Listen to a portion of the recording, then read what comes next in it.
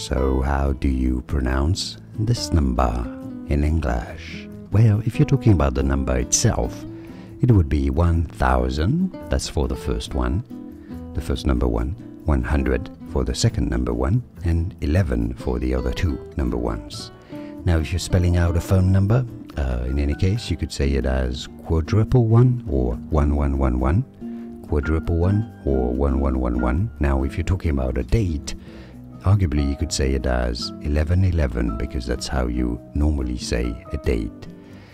So 4 different ways really to say it: 1111, 1111, quadruple one, or 1111. But generally, if you go 1111, that would be the most understandable way of saying it. And now you know. More videos for you here to learn more. Thanks for watching.